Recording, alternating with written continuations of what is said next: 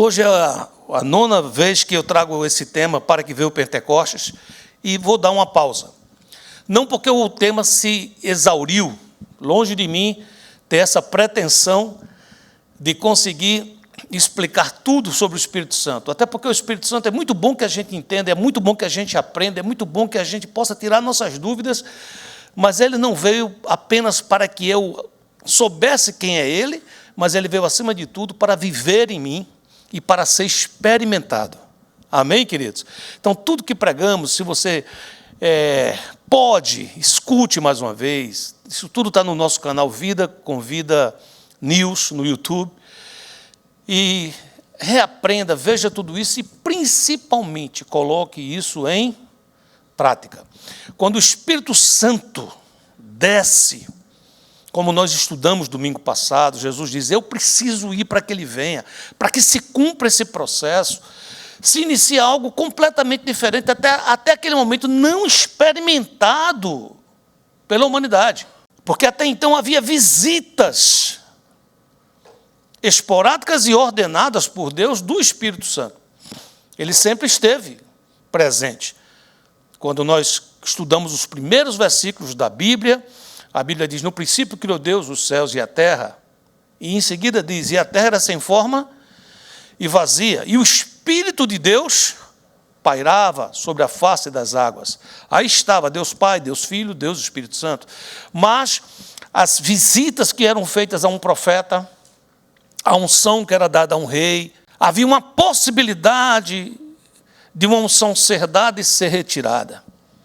Davi, após pecar, no Salmo, ele diz, não retires de mim o teu Espírito Santo e torna a dar-me a alegria da minha salvação. Mas quando acontece o Pentecostes, isso muda, porque o Espírito Santo passa a habitar em nós. Nós passamos a ser templos do Espírito Santo. E ele vem como um selo, o selo da promessa. Nós somos igreja de Cristo, amém, queridos? Isso é diferente, isso é uma bênção, é algo maravilhoso. Antes que não éramos nem povo, agora somos raça eleita, sacerdócio real, um povo de propriedade exclusiva de Deus, com um propósito, a fim de proclamar as virtudes daquele que nos tirou das trevas para a sua maravilhosa luz.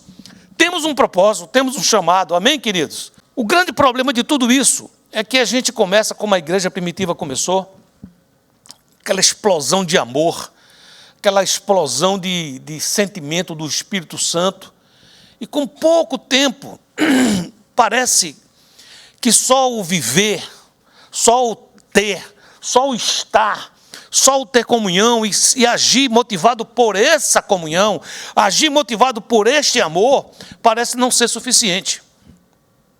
E quando isso parece não ser suficiente, existe uma necessidade de agregar regras.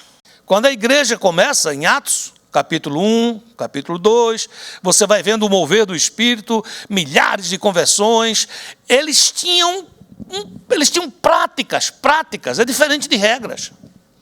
Você fala, quais eram as práticas? Eles se reuniam, estavam sempre juntos. Eles tinham tudo em comum. Eles se amavam, eles socorriam uns aos outros. Quando alguém tinha necessidades, o outro estava perto. Eles perseveravam na doutrina dos apóstolos. Aquilo que eles estavam aprendendo, o relacionamento com Deus, como me relacionar, aquilo eles não só recebiam, como eles perseveravam. Não era uma coisa assim, eu fui domingo no culto, e domingo que vem eu vou ver o que aconteceu. Não, era algo para a sua vida. Eu recebo, eu somatizo isso. Isso passa a fazer parte de mim. Quando você segue no livro de Atos, você começa a ver que com pouco tempo, não muito tempo, com pouco tempo, com a conversão de mais judeus, eles começam a querer agregar práticas antigas, religiosas. E eles começam a dizer, não, mas é preciso continuar a se circuncidar. Ele diz, não, é preciso continuar a guardar sábado. E as luas novas? E as festas? E um grupo que estava cheio do Espírito dizia, isso é sombra, é coisa do passado. Foram coisas que serviram como um aio, como um guia para nos trazer até aqui. Mas agora é diferente. Agora nós estamos vivendo no Espírito. Não é um dia, são todos os dias. Antigamente bastava guardar um dia e ir lá na sinagoga. Não, agora nós temos Deus 24 horas por dia, Ele está dentro, nós somos templo. Não é uma coisa ritualística ou religiosa. E é muito claro, enchei-vos do Espírito e você não cumpre a concupiscência da carne. Antigamente era, lute para não cumprir a concupiscência da carne. Lute para não cumprir a concupiscência da carne. Faz esforço. Não mate, não roube, não minta, não tenha outro Deus, não faça. E agora é outra coisa, agora é se encha do Espírito. E como consequência, você não vai cumprir os desejos da carne. É diferente. Antigamente está tudo escuro, como é que a gente faz? Vamos expulsar as trevas, vamos ver um jeito. Não, agora é acender a luz. Quando o reino de Deus entra, o reino das trevas tem que sair. Repete isso, quando o reino de Deus entra, o das trevas tem que sair. É automático. Mas o homem tem uma tentação enorme de ter um conjunto de regras. Deixa eu tentar explicar. Aqui está o João apaixonado pela Maria e a Maria pelo João. Eles são aqui da igreja, firmes na fé, esperando no Senhor. Quando João vê Maria e quando Maria vê João, tudo fica claro, tudo fica bonito. De longe, quando vê, é aquela alegria. Lá vem João com aquelas camisas mais ou menos compradas ali numa loja ali e tal. Maria, quando olha, pensa que ele está vindo assim com aquela capa de príncipe, sabe? É lindo demais. A mãe de Maria, às vezes, avisa ela, filha, não é tão linda assim não, é lindíssimo, não tem príncipe igual a esse. Maria pode estar como for, João acha espetáculo. No começo, um estar ao lado do outro já é suficiente. Me faça entender, sim ou não? Se casam.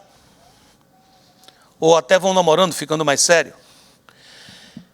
E coisas que eram práticas, agora não podem ser mais práticas, porque, por exemplo, se João gosta de jogar futebol uma vez por semana, Maria vai um dia perguntar, você não me ama? Porque eu não te amo, você me troca pela bola. Que homem imbecil é esse? Em vez de estar aqui comigo, assistindo Netflix, você quer ficar lá com uma bola, com um bocado de homem suado, correndo um atrás de uma bola? E aí é preciso trazer regras. Vai sair de casa, não me beijou. Alguma coisa está errada.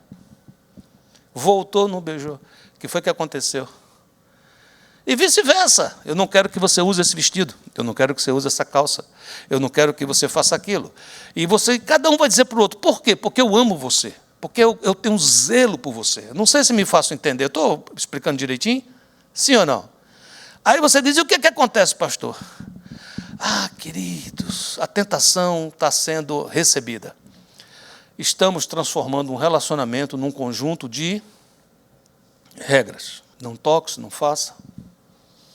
Faça. E a gente transfere isso, às vezes, para tanta coisa. E principalmente para o nosso relacionamento com Deus. Vim no culto, mas não cantar aquela música que eu gosto. Quando encontrei Jesus, bastava estar no culto. Tem muita gente, tá bom. Tem pouca gente, melhor. Qualquer coisa. Eu quero a presença de Deus. Quando o apóstolo Paulo escreve a carta aos Romanos, a igreja que estava em Roma, se você for ler os primeiros capítulos, você vai ver que ela estava passando um forte problema de pureza moral. A igreja estava passando por escândalos na área sexual. Havia um problema generalizado na cidade. E Paulo está dizendo à igreja, vocês precisam se levantar. Vocês precisam se posicionar com relação a isso. Mas a igreja não estava preocupada com isso. A igreja estava preocupada se podia comer carne sacrificada aos ídolos ou se não podia comer carne sacrificada aos ídolos. E Paulo está preocupado com pureza moral. Paulo está preocupado com o seguinte, encha-se do Espírito. Porque você se enchendo do Espírito, essas questões são resolvidas no amor. Mas a igreja estava querendo mais e mais regras. Você, quando chega em Atos, capítulo 16, acontece o primeiro concílio, chamado Concílio de Jerusalém, onde eles estão lá para decidir se é para ter circuncisão, se não é para ter, se é para fazer isso, se é não para fazer aquilo. Eu sei que depois de muita conversa, eles decidem que não é nada, deixa isso para lá, e decidem 4 coisas. Não pode se prostituir, não pode fazer aquilo, 4 coisas que é tipo assim, para agradar alguém. Mas Paulo está trazendo o povo de Roma, os irmãos que estão em Roma, para uma realidade.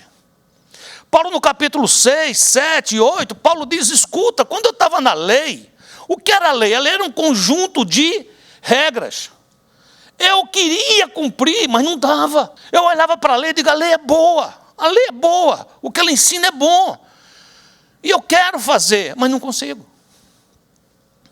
O mal que eu não quero, esse eu faço. E o bem que eu quero fazer, não faço. Miserável homem quem sou, quem me livrará do corpo dessa morte? Até que ele chega em Romanos 8 e ele diz, portanto agora, nenhuma condenação mais há para os que estão em Cristo Jesus, que não andam segundo a lei dos homens, mas andam segundo a lei do Espírito. Então existe uma nova lei, diga nova lei. É a lei do Espírito. E quando ele chega em Romanos 14, que está no auge, discutindo se é para comer carne, se não é para comer carne, se é para isso, se é para aquilo, e Paulo está dizendo, carne não é importante, importante é meu irmão. Se tem um irmão que se escandaliza porque essa carne foi sacrificada ao ídolo, e ela foi vendida no açougue a preço de promoção, mas a carne é boa, e você é espiritual, você sabe que se você comprar a carne e você orar e agradecer, a carne está consagrada a Deus, é sua carne, pode comer. Mas o outro que é fraco, ele diz, não vou comer essa carne foi sacrificada lá no templo pagão. Então ele está dizendo, por amor a esse irmão, quando você estiver com ele, não come. Quando você estiver com outro irmão que não tem problema, você come. O ponto não é comer, não é deixar de comer. O ponto é o Espírito, o que é que me movimenta. E tem um momento em Romanos 14, 17, que ele diz, porque o reino de Deus não é comida nem bebida, mas justiça e paz e alegria no Espírito Santo. Esse versículo deve estar aí. Está aí atrás de mim? Você pode ler junto comigo? Vamos lá? Porque o reino de Deus não é comida nem bebida, mas justiça e paz e alegria no Espírito Santo. Sabe, queridos, esse versículo, claro que tem um contexto, e eu gastei alguns minutos contando o contexto para vocês. Ele define 2 coisas importantíssimas. A primeira que ele define é o que não é reino de Deus. E a segunda que ele define é o que é reino de Deus. Ele dá essa definição de maneira direta, profunda, porém simples. E é importante entender isso. É importante receber e compreender isso. Quando nós estamos caminhando com o Senhor, torno a dizer isso, a vida com Deus não é atender um conjunto de regras. Portanto, o que era impossível à lei. Impossível à lei. O que era impossível à lei? Me conservar íntegro, me conservar puro. A lei foi feita mostrando o caráter de Deus, o padrão de Deus, mas para deixar claro que eu não tinha condições de, pelos meus méritos, cumprir a lei. Eu não tinha como. Por isso que a palavra de Deus diz que o fim da lei é Cristo, a justiça para todo o que crê. Então, quando entendemos isso e abrimos a nossa mente, nós vamos entender por que é que o reino de Deus não é comida e nem bebida. Será que Paulo estava preocupado com comida? Será que Paulo estava preocupado com bebida? Vamos entender. Colossenses 2,16. Ninguém, pois, vos julgue por causa de comida e bebida, ou dia de festa, veja que já tem mais coisa aqui, ou dia de festa, ou lua nova, ou sábados. Versículo 17. Porque tudo isso tem sido sombra das coisas que haviam de vir, porém o corpo é de Cristo. Ninguém se faça árbitro ou juiz contra vós outros, pretextando humildade e culto dos anjos, baseando-se em visões, enfatuado, sem motivo algum na sua mente carnal, e não retendo a cabeça, da qual todo o corpo suprido e bem vinculado, por suas juntas e ligamentos, cresce o crescimento que procede de Deus. Cresce o crescimento que procede de Deus. Cresce o crescimento que procede de Deus. O corpo junto ligado, ele naturalmente cresce, o crescimento não que procede de méritos humanos, não que procede de metodologias, mas que procede de Deus. Se morrestes com Cristo para os rudimentos do mundo, por que, como se vivesseis no mundo, vos sujeitais a ordenanças, tipo, não manuseis isto, não proves aquilo, não toques aquilo outro, segundo os preceitos e doutrinas dos homens? Pois que todas estas coisas com uso se destroem.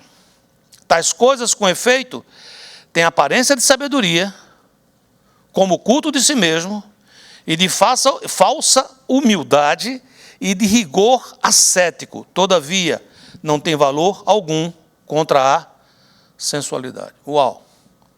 Veja que eu estava falando de Romanos, a igreja que estava em Roma, e agora já estou lendo Colossenses, que é uma carta que foi escrita para a igreja que estava em Colossos. Então, isso se espraia como uma praga. Começa bem com o Senhor, começa com relacionamento, mas com pouco tempo existem necessidades de regras. Por que Jesus tinha tanta dificuldade com isso? Porque ele sabe que isso nunca levou a nada. Quem eram os reis das regras? Não eram os fariseus? E ele dizia, vocês inventam regra, botam uma carga nas costas dos outros tão grande, mas eu sei que vocês fingem. Vocês fazem de conta que cumprem essa regra. Na verdade, no íntimo do coração de vocês, quando vocês estão em oculto, vocês não movem um dedo para levantar essas cargas. Por isso, Jesus carinhosamente os chamava de sepulcros caiados. Vocês são uns túmulos que por fora se pinta, se ajeita, se bota granito, mas por dentro é podre. E Jesus está dizendo, você serve a um Deus que diante do seu trono tem um mar de cristal, ele vê tudo, ele sabe tudo. Quando Jesus estava aqui, como diz a Bíblia, no tempo da sua carne, no tempo que ele estava aqui, o verbo se fez carne, há um momento que os seus discípulos e ele precisam se alimentar. Em Lucas 6:1, aconteceu que num sábado, passando Jesus pelas searas, os seus discípulos colhiam e comiam espigas, debulhando-as com as mãos. E alguns dos fariseus lhe disseram, por que fazeis o que não é lícito aos sábados? Eles estavam preocupados em alimentar homens que famintos? Estavam preocupados? Não, eles estavam preocupados em quê? Em acusar, em regras. E aí Jesus explica. Respondeu-lhe Jesus, nem ao menos tendes lido o que fez Davi? Quando teve fome, ele e seus companheiros, como entrou na casa de Deus, tomou e comeu os pães da proposição e os deu aos que com ele estavam, pães que não lhes era lícito comer, mas exclusivamente aos sacerdotes, e acrescentou-lhes, o Filho do Homem é Senhor do sábado. Jesus está dizendo assim, eu não me agrado disso, Deus não se agrada disso. Dessa vida que você veste uma capa, você veste e coloca uma máscara de crente, tem um jeitão, mas Deus está vendo o teu coração. Isso não traz alegria, isso traz peso. O reino de Deus, queridos, é o que nós precisamos. O Espírito Santo veio trazer o reino de Deus. O que é reino, pastor? É governo, é ordem, é o céu na terra. Quando o reino de Deus entra na minha casa, ele traz alegria, ele traz a presença de Deus, ele traz cura. Quando eu governo a minha casa, é um desastre. Eu sou um péssimo gestor da minha vida. É quando ele reina. Num casamento, é quando ele reina. Num relacionamento de amigos, é quando ele reina. Numa sociedade, é quando ele reina. Num ministério, é quando ele reina. É o reino de Deus. O reino de Deus é feito não por comida nem bebida, não por regras, é isso que ele está dizendo. Aqui o ponto não é comer e não é beber, o ponto é religiosidade. Ele está dizendo, não é isso. Lembra quando se aproxima de Jesus e fala, qual é o maior mandamento? E talvez aquela pessoa estava esperando que Jesus dissesse, não terás outros deuses diante de ti, de mim, ou do meu pai. É um bom mandamento para ser o maior, sim ou não? Ou talvez alguém quisesse um Jesus mais pacífico, porque ele poderia dizer, não matarás, não adultere, não faça, não faça, não faça. E Jesus não responde assim, Jesus diz, ame. O maior mandamento é amar. Amarás ao Senhor teu Deus sobre todas as coisas. E amarás ao teu próximo como a ti mesmo. Mas como é isso? Ora, queridos, Jesus, o Espírito Santo de Deus, a graça, nos traz para o lado positivo. O que ele está dizendo é simples: quem ama não mata. Quem ama não mente, quem ama não trai. Quem ama é fiel a Deus. Quem ama não tem outros deuses diante do Senhor. Quem ama não faz seu irmão tropeçar por causa de comida ou bebida. Quem ama cuida. É algo positivo que, ao fazê-lo, imediatamente se deixa de fazer as coisas negativas. Me faço entender? Sabe, queridos, quando um jovem, que a Bíblia diz que era rico, ele procura Jesus para receber a vida eterna. Só que ele quer fórmulas. Ele fala: mestre, o que é que eu faço para ter a vida eterna? Me dá fórmulas. E Jesus vê isso. E Jesus vai no ponto. Diz: cumpra os mandamentos. E ele mente descaradamente. Ele diz: isso eu já faço desde a minha juventude. Você diz: por que ele mente? Porque ninguém jamais cumpriu a lei a não ser Cristo. Isso é muito explicado pela Bíblia. A Bíblia diz: se você cumprir 9 dos 10 mandamentos e você cair num, você acaba de descumprir toda a lei. E Jesus falou aquilo para aquele jovem porque ele queria ir no ponto. Você está querendo normas, né? Você está querendo fórmulas, você está querendo regras. Você está querendo que eu diga a você: todo sábado você vai num lugar e você fica ajoelhado, então você sobe uma escada, então você desce outra, que vai dar tudo certo. Não é isso. E aí Jesus muda e Jesus diz algo positivo a ele. Jesus diz a ele: ame, faça a sua vida ter sentido. Você é muito rico, mas é solitário. Você é muito rico, mas é depressivo. Você é muito rico, mas tem medo de morrer e ir para o inferno. Então você faz o seguinte: você vende o que tem e você dá aos pobres e me segue. Quantos nãos tem nessa palavra de Jesus? Nenhum. Venda, dê, me siga. Basta isso. Ame e ame. Então, o que não é reino de Deus, pastor? A palavra está dizendo que o reino de Deus não é relacionamentos religiosos, com faça, não faça. Mas o reino de Deus é justiça, é paz e alegria. O amor abre essa porta.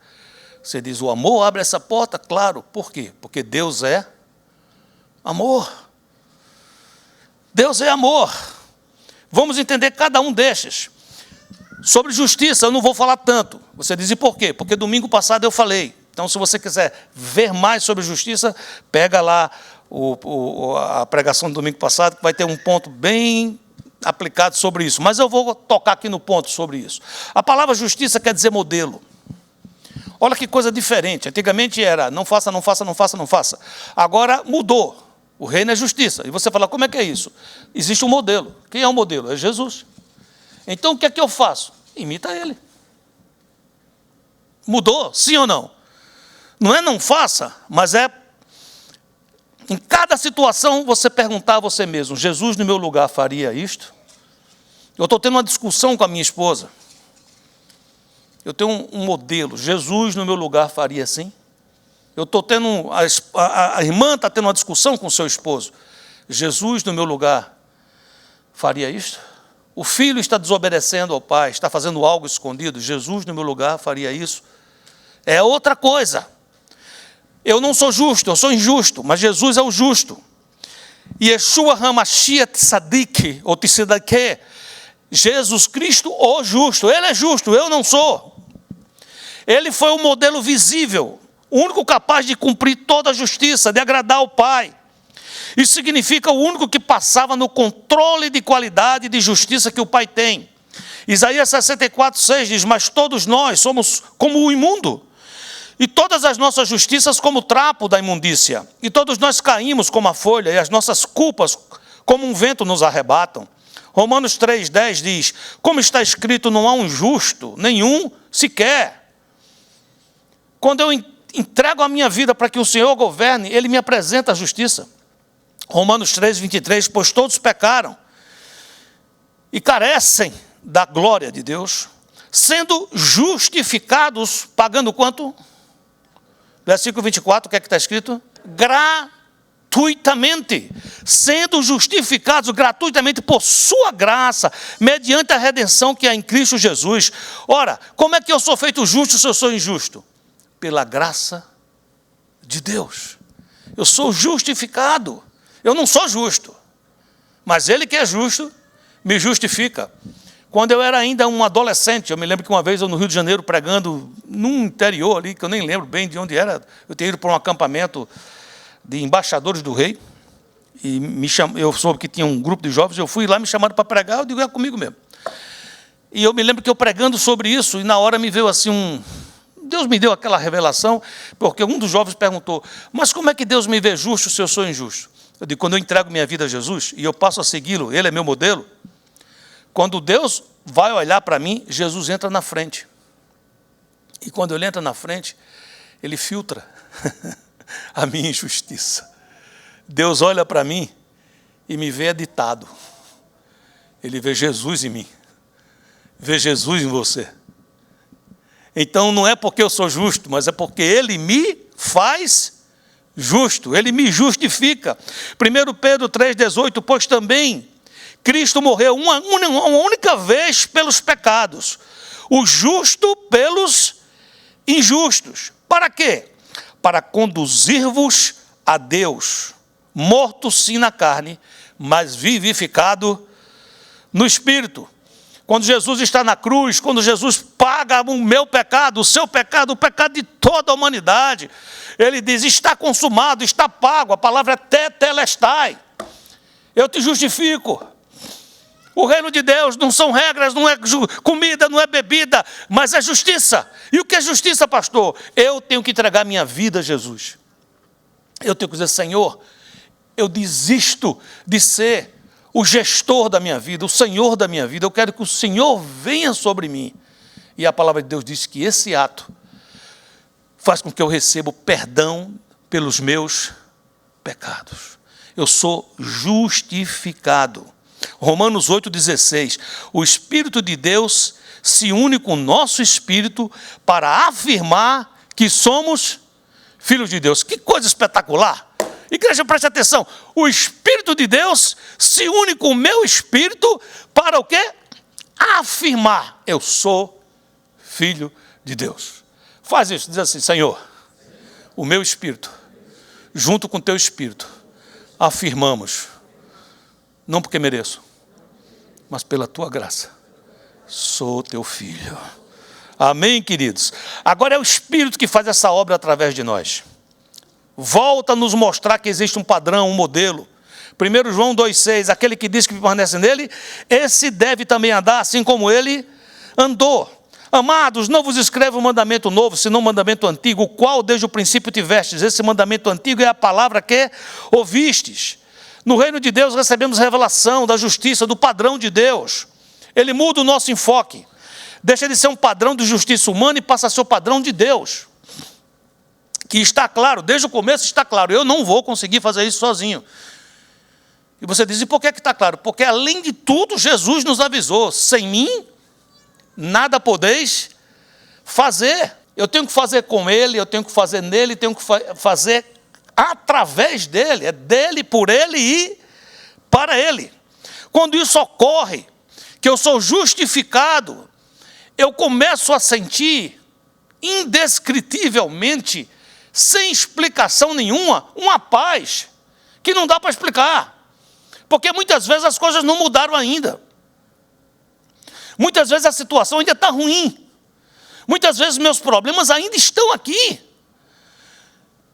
Mas por causa da justificação em Cristo, do seu abraço, do seu perdão, eu começo a ser cheio de uma paz que excede todo entendimento. Talvez você tenha recebido essa semana um não, e você esperava muito um sim, e o Senhor está desprendendo sobre a tua vida hoje, agora, uma paz que homem nenhum pode explicar, porque a paz que o homem explica é aquela paz que você tem uma notícia boa para dar. recebi um aumento, fiz um bom negócio, apliquei para uma coisa e recebi positivo. Senti uma certa paz. Essa é a paz que o mundo dá, porque Jesus diz, deixo-vos a paz, a minha paz vos dou. Não vos la dou como o mundo a dá. Então o mundo também dá paz, mas a paz de Jesus é diferente. E ele diz, mas não se turbe o vosso coração. Credes em Deus? Credes também em mim. A paz que o Senhor dá não é ausência de guerra, não é bandeira branca, não é amanhã a Rússia conversar com a Ucrânia conversar com a Rússia e dizer 90 dias sem ninguém mandar bala um por outro. E aí sai no jornal, decretaram lá uma paz. Não, isso não é paz. Isso é uma ausência de guerra. É aquele casal que vive brigando. Passaram uma semana se esforçando. E com domingo conversa comigo e diz, pastor, continua orando aí. Amém mesmo, por quê? Uma semana sem briga. Não sei, está tendo paz na sua casa? Tá. Ou está tendo ausência de guerra? Me lembro algum tempo atrás que uma pessoa disse, não, conversei aqui com um irmão na igreja, ele me orientou. Quando minha esposa começa a falar, eu saio de casa, dou uma volta no quarteirão. Aí depois eu ligo para minha filha e pergunto, como é que ela está? Já melhorou? Aí eu volto. Estamos em paz. Eu estou naquele versículo, busque a paz e empenhe-se por alcançá-la. Não tem paz aí, queridos. Aí tem fuga. A paz que o Senhor dá, no grego é eireneo. Vocês, o que é que significa isso? O castigo que nos traz a paz estava sobre ele. A palavra paz traz, essa palavra eireneo, ela traz outra palavra que é koinonia. Você diz o que é koinonia? Se eu tenho paz com você, eu terei comunhão. Quando eu estava inimigo de Deus, e quando você era inimigo de Deus, eu não tinha paz com Deus. Quando eu recebo a paz de Cristo, 1 Pedro 2,25, 1 Pedro 2,25, começa a funcionar para nós. Porque estáveis desgarrados. O que é que significa desgarrados, pastor? Independentes, sem comunhão, sem paz, como ovelhas. Agora, porém, vos convertestes ao pastor e bispo da vossa alma.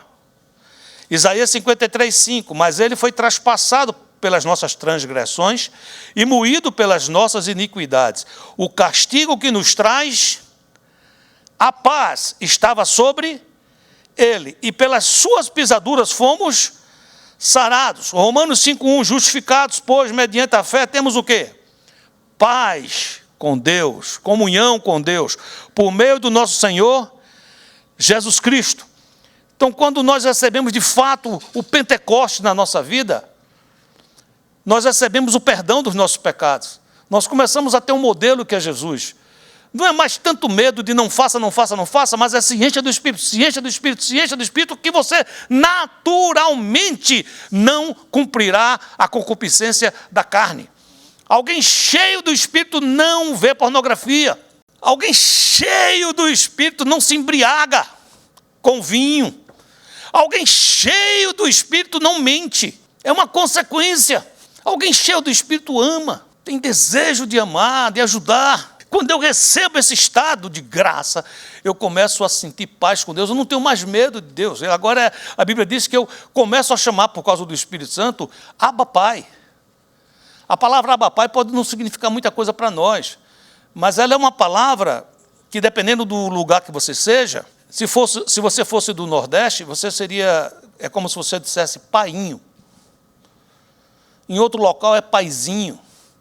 Em espanhol é papito, papi, papaizinho. O que é que significa isso? Perdi o medo. Eu não chego para falar com Deus dizendo, ó Deus de Abraão, de Isaac e de Jacó, ó Senhor. Não, eu chego para ele e digo, papai, meu painho, meu paizinho, meu pai querido, eu sei que você me ama. Jesus já me contou tudo. Jesus já disse todo o mapa da mina.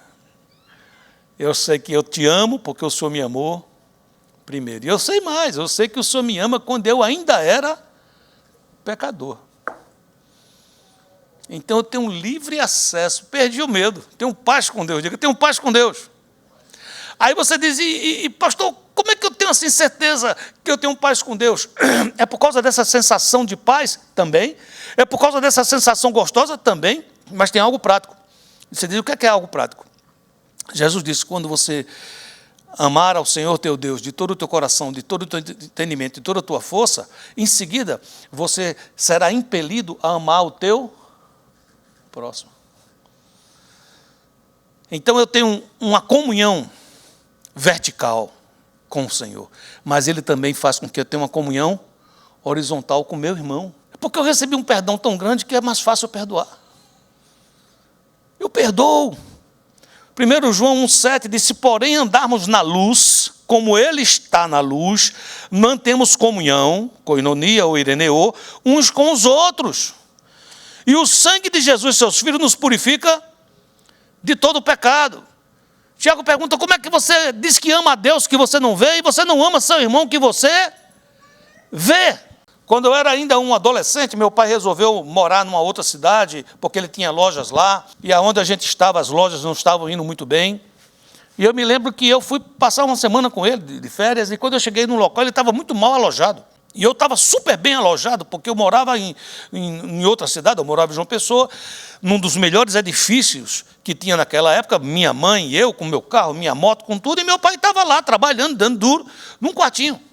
E naquele dia, eu orando, o Senhor falou, como é que você disse que me ama, que você nunca viu, e seu pai que você vê, está desse jeito. Eu volto para casa e digo à minha mãe, estamos mudando para Natal. Ela disse, mas não é possível, você não manda assim, não, eu mando. Botei mamãe, minha irmã, todo mundo, falei com meu pai, estou indo morar aí com o senhor. E ele e minha mãe estavam meio brigados, não sei se você está entendendo, não sei se você conhece essa história. Estava assim, vivendo de aparência. E eu estudando para ser pastor. Primeiro casamento que Deus me usou para restaurar foi o casamento do meu pai e o casamento da minha mãe. Ficaram restaurados, ficaram namorando, aquele estilo antigo dele. Ele sempre dormia com a porta aberta, mas tinha uma noite ou outra que ele fechava a porta. E eu ficava com minha irmã esperando. Quando terminava que ele abria a porta, a gente já chegava e dizia, ei, pai, tudo bem? O que é isso, meu filho? Tal, por quê? Porque eu não tinha problema, porque Deus restaurou minha comunhão com meu pai. Meu pai era um homem antigo, meu pai era mais velho que eu, 40 anos. Papai era daquele tempo que homem não beijava homem. Eu metia o beijo nele. Me encontrava com ele num banco, abraçava ele, beijava, ele ficava vermelho, ficava vermelhinho ali e tudo, e eu abraçava ele. Por quê? Porque Deus restaurou a minha comunhão com quem? Com meu pai. Mas como foi que ele restaurou, pastor? Amando. Não foi discutindo. Não foi dizendo, o senhor está deixando a casa, o senhor está longe da gente, o senhor não sei o quê. Não, foi tendo uma ação. E essa ação você teve porque você é bom? De jeito nenhum. Eu tive essa ação porque eu estava cheio do Espírito. Aqui diz, se nós andarmos na luz, o que é andar na luz, queridos? O que é andar na luz? É andar no reino que nós fomos transportados. Eu antes andava no outro reino, lá era inveja, lá era cobiça, era ciúme, eu era o cara. Mas eu estou no outro reino. Agora eu fui transportado para outro reino, aqui tem outra história. Aqui é amor, aqui tem um Senhor, o nome dele é Jesus. Efésios 4:3 diz que resta a nós nos esforçar para manter o que já foi dado.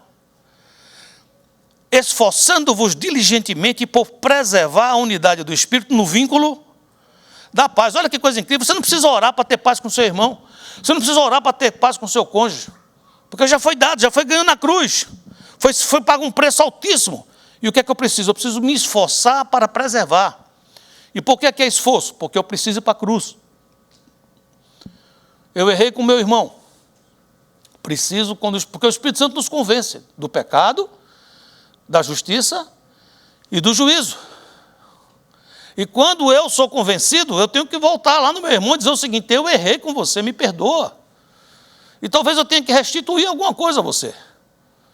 Mas eu não posso ficar sem ter comunhão com você. Diz, mas pastor, eu quero ter comunhão com Deus. Você precisa ter comunhão com Deus, isso é necessário ter comunhão com Deus. Mas não pode ter comunhão com Deus e não ter comunhão com seu irmão. Você diz, por que é proibido? Não é questão de ser proibido, porque não combina. Uma coisa nos leva a outra.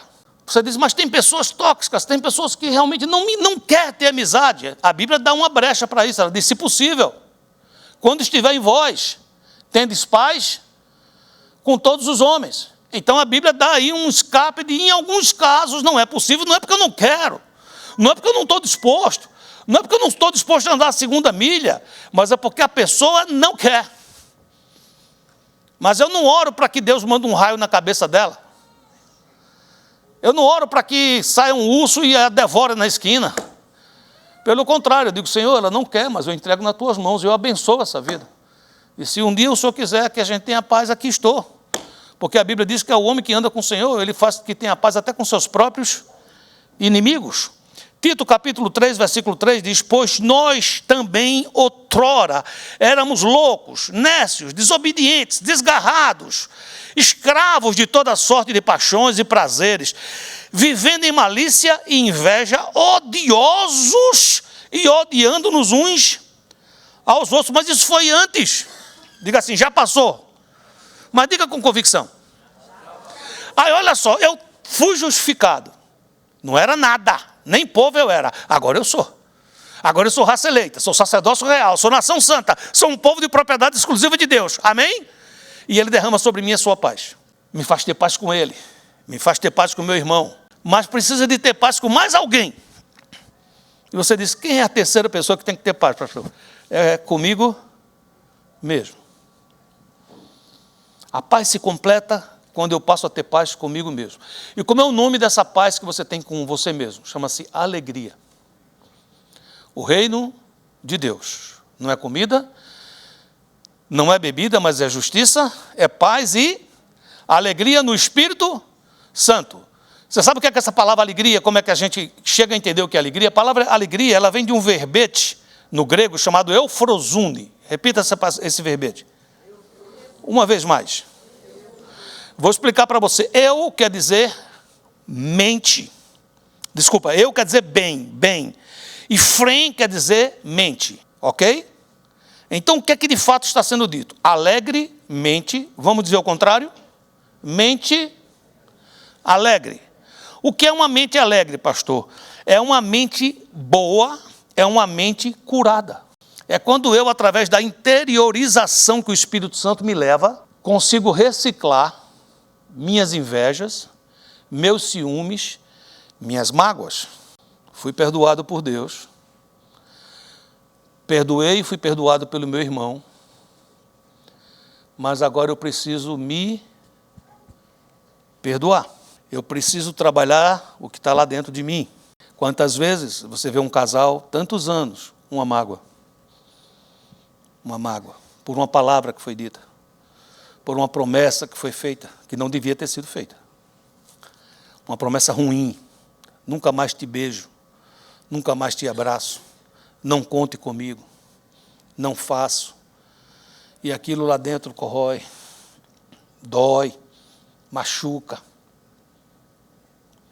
O reino de Deus é justiça, é paz e é alegria no Espírito Santo. Quando Jesus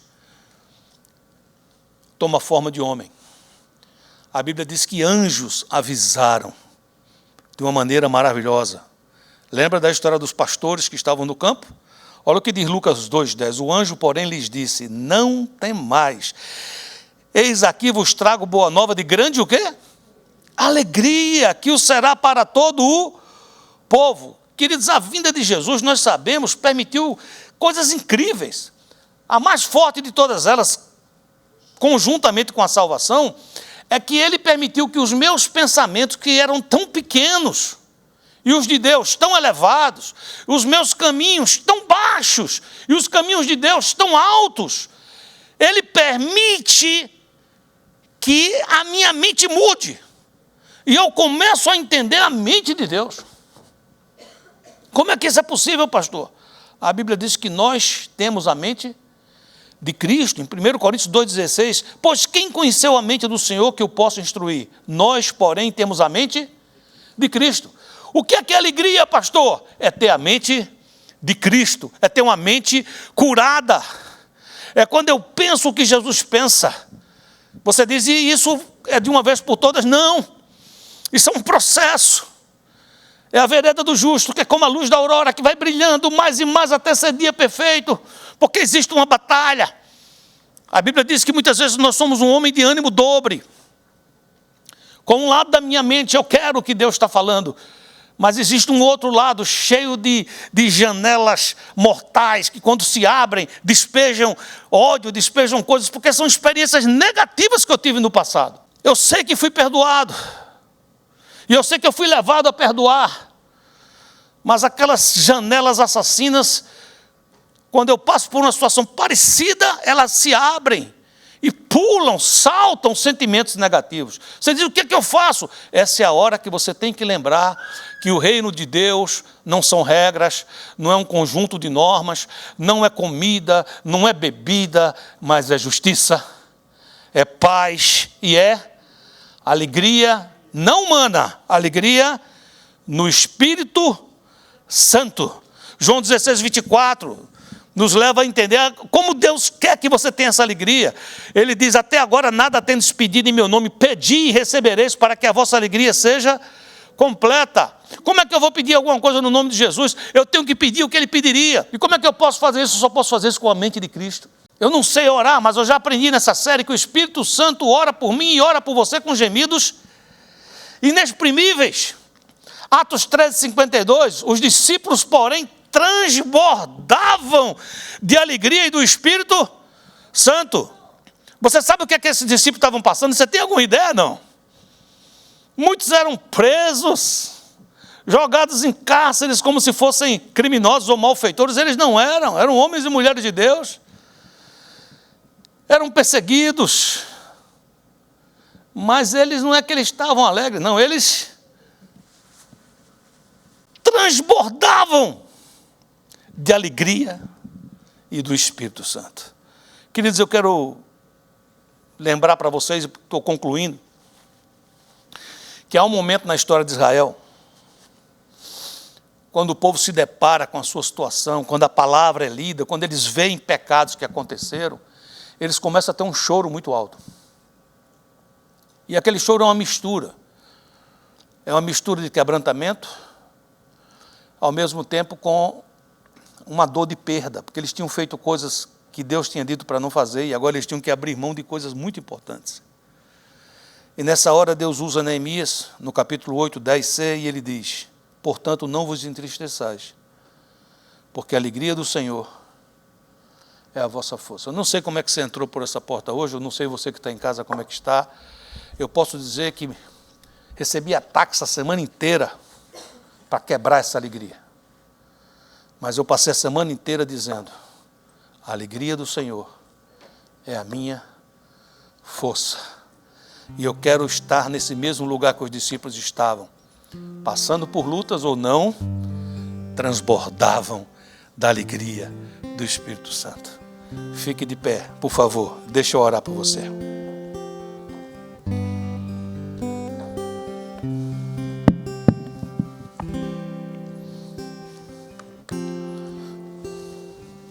Pai amado, em nome de Jesus, Senhor, perdoa-nos, porque tantas vezes transformamos nosso relacionamento contigo em algo mecânico. Perdoa-nos, Senhor, por não entender, Senhor, que a única coisa que o Senhor quer é relacionamento de Pai. Como o Senhor mesmo disse, Jesus, não vou chamar vocês mais de servos, mas vou chamar de amigos. Nos leva a esse lugar, Espírito Santo. Nos leva a esse lugar onde habita a tua justiça, a tua paz e a tua alegria. Visita cada irmão e cada irmã que nesse momento escuta essa oração. Estando nesse local ou em qualquer outro, tu és o nosso Deus onipresente. O Senhor está em todos os lugares. O Senhor é onipotente, o Senhor pode tudo. O Senhor é onisciente, o Senhor sabe todas as coisas. Então derramamos nossos corações diante de Ti e recebemos o Teu abraço. Enche-nos de Ti, Espírito Santo. Eu te abençoo, meu irmão, eu te abençoo, minha irmã. Na autoridade do nome de Jesus. Que o Senhor te abençoe poderosamente. Amém.